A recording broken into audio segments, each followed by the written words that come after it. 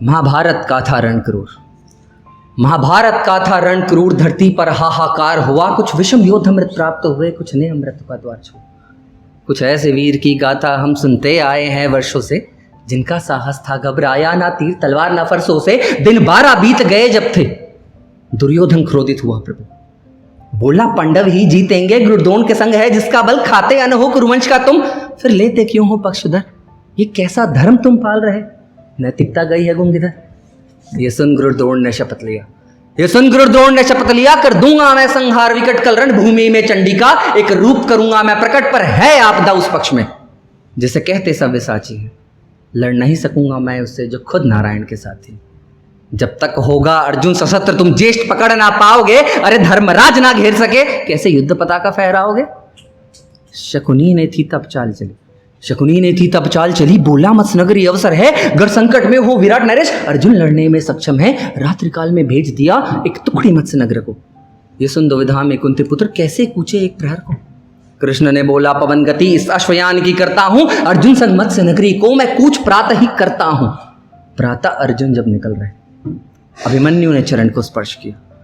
अर्जुन बोला पुत्र जीते रहो, तुमने हृदयों को हर्ष किया, कुछ ऐसा पराक्रम आज तुम रणभूमि में दिखलाना, अहंकार हो तुम पर यूं ऐसा परचम तुम लहराओ। फिर गले लगाकर अर्जुन ने दीर्घायु का आशीष दी, गले लगाकर अर्जुन ने दीर्घायु का आशीष दिया, पर चरण स्पर्श कर मामा का यश पाने का वरदान मिला। ये सुन पांचाली व्यथित हुई, माधव संग फिर संवाद किया, दीर्घायु का आशीष न दे क्यों यश अर्जुन का वरदान दिया। कृष्ण बोले मृत्यु तो सखी हर योद्धा को मिल जानी, ये अभिमन्यु की गाथा हमें कालांतर तक जो सुना। 13वें दिन का सूरज, 13वें दिन का सूरज जब किरणों संगम में चढ़ते हैं, एक शंखनाद संग सब योद्धा रणभूमि में बढ़ जाते हैं। पांडव सेना में मची लहर, हलचल हृदयों में ऐसा छाया, करने विध्वंस द्रोणाचार्य ने जब चक्रव्यूह को है रचाया। अरे हाहाकार मचा हर ओर, बस्त्रा हिमाम का शोर हुआ, चक्रव्यूह के माया जाल से आत्मविश्वास कमजोर हुआ। स्थिर शिरा रखने वाले खुद धर्मराज अस्थिर हुए, रणचंडी का नृत्य देख सेना के वीर भयभीत हुए। कुंती पुत्र ने सोचा कि कैसे ही ये संकट शांत करे, तब गर्जन करता बालक एक उठ खड़ा, हाथों में बाण लिए। बब्बर शेर का पुत्र गजब वो तेज शिखा संभानु था, अर्जुन का था तनय शौर्य वो वीर अमर अभिमन्यु था। चाचा मुझ पर विश्वास करें, चाचा मुझ पर विश्वास करें, ऐसा विध्वंस दिखाऊंगा, चक्रव्यूह को तोड़ मैं शत्रु दल में हाहाकार मचाऊंगा। माता के गर्भ में सुनी कथा, कैसे व्यू भेदा जाता है, कितने विकट हो सेना बल, बुद्धि से सेंधा जाता है। युधिष्ठिर बोले पुत्र तुम भेदन की विद्या जानते हो, पर क्या उस व्यू से कुशल क्षेम बाहर भी आना जानते हो। अभिमन्यु मुस्कुराया, अभिमन्यु बोला चाचा श्री भेदन तक सीख मैं पाया था, फिर निद्रा आई माता को तो अवगमन मैं जान में पाया था। बोला वृकोदर पुत्र तुम्हें बस व्यू तोड़कर देना है, वापस लाने का काम ज्येष्ठ इस भीम के हाथों होना है। ले शौर्य पताका हाथों में, अभिमन्यु व्यू की ओर चढ़ा, दिख 16 वर्ष के बालक को सेना का बल फिर और चढ़ा। कुछ सैन्य बल कुछ अश्वयान कुछ गज सेना भी साथ चले, कुछ सैन्य बल कुछ अश्वयान कुछ गज सेना भी साथ चले।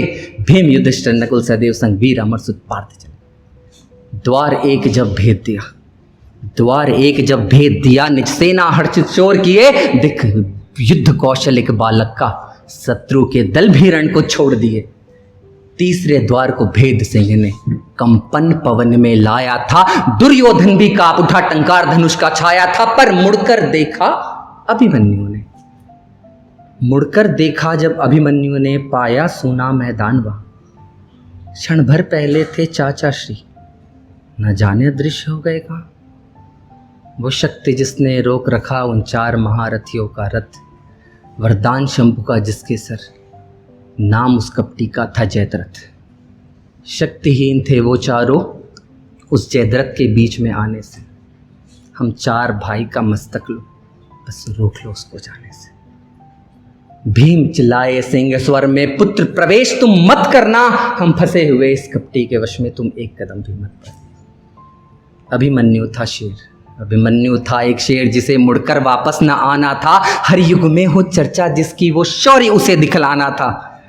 तात लौट नहीं सकता तात लौट नहीं सकता, विध्वंस अभी कुछ बाकी है। ये व्यूह तोड़ सेना जिनकी मुझे आन और जान बचानी। शत्रु हो चुका कुटिल सहस्त्र, वो नीच कृत्य करवाएगा। बन रुद्र आपका पुत्र रण में, अब तांडव नित्य दिखलाएगा।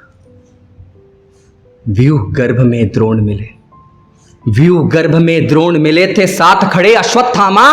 कर्ण दुर्योधन दुःशासन संकृत वर्मा शकुनी मामा। पार्थ पुत्र वो वीर गजब, न घबराया न सहमाया। उठ खड़ा धनुष के संग अगेन, फिर से वो पूर्ण शक्ति से गरज आया। पार्थ पुत्र वो शेर गजब, उठ खड़ा धनुष के संग वो फिर से एक शक्ति के साथ वो गरज आया। महारथी था कर्ण, वो महारथी था कर्ण, जिसे दुर्योधन का आदेश मिला। क्षण भर में जिसके रथ को उस 20 गज पीछे है फेंक दिया। रथ संग धरती पे गिरा कर्ण, मिट्टी संग फिर वो मल्ल हुआ। अर्जुन ने जीते विश्व युद्ध, पाकर तुमको वो धन्य हुआ। कृतवर्मा और दुशासन निशस्त्र हुए, लज्जित हुए बाणों का ऐसा बना जाल। गुरुपुत्र धनुष संग सज्जित हुए, पर पार्थ पुत्र वो वीर गजब अश्वत्थामा को मार भगाया था। जब गदाधरी दुर्योधन ने उसको भी हार चखाया था। गदा युद्ध में दुर्योधन और धनुष युद्ध में कर्ण भिड़े, गदा युद्ध में दुर्योधन और धनुष युद्ध में कर्ण भिड़े। जब हाथ धरा भाला तलवार, सब महारथी के प्राण उड़े। सब शस्त्र चलाते देख उसे दुर्योधन डर से कांप रहा।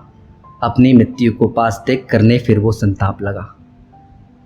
फिर दे आदेश सभी रथियों को, फिर दे आदेश सभी रथियों को, समर प्रहार न करने को। सब साथ करो आघात, यहाँ कुछ अवसर ना हो बचने को। सातों के साथ ने हाथ लिए, शस्त्रों संग एक संग वार किया।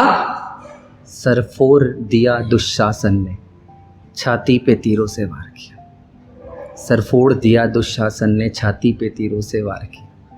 वो बालक था 16 वर्ष का, वो बालक था 16 वर्ष का, जिसे देख प्रेम है जलकाता। पर उन रथियों ने एक साथ उस पे शस्त्रों को बरसाया। वो लड़ा अकेला ही सब संग, वो लड़ा अकेला ही सब संग। 2 प्रहरों तक वो टिका रहा। हर शस्त्र के घाव पड़े तन पर, वो सांसों को थाम के टिका रहा। वो सांसों को थाम के टिका रहा। जब शस्त्र नहीं थे पास उसके, वो रुद्र एक क्षण ना घबराया। रथ का पहिया ले हाथों में, फिर एक बार सबसे वो टकराया। पर था आदेश दुर्योधन का, पर था आदेश दुर्योधन का, मृत्यु इसकी ना सरल रहे। इतनी पीड़ा दो बच्चे को कि व्यथा अर्जुन को प्रबल मिले। हर धारा रक्त की बहती रही, हर धारा रक्त की बहती रही। माँ धरा कांपती रोती थी, न फूट पड़े तरु तड़प उठे, हर लोक शोक में डूबी थी। पर क्या सामर्थ उस बच्चे का, मुख से मुस्कान न छूटी थी। पर क्या सामर्थ उस बच्चे का, मुख से मुस्कान न छूटी थी। लड़ता रहा वो अंत बूंद तक, जब रक्त की धारा भी ना सूखी थी। हे माधव, हे माधव, हे कृष्ण बतलाओ ये कैसी लीला है, जिसका था कल युवराज तिलक, उसके रक्त से आज पूरा रण गीला है। माधव बलिदान जरूरी था, माधव बलिदान जरूरी था, पर क्यों था इतना क्रूर समय। एक बच्चे को तड़पाया था, ये बात नहीं स्वीकार। एक बच्चे को तड़पाया था, ये बात नहीं स्वीकार। Thank you.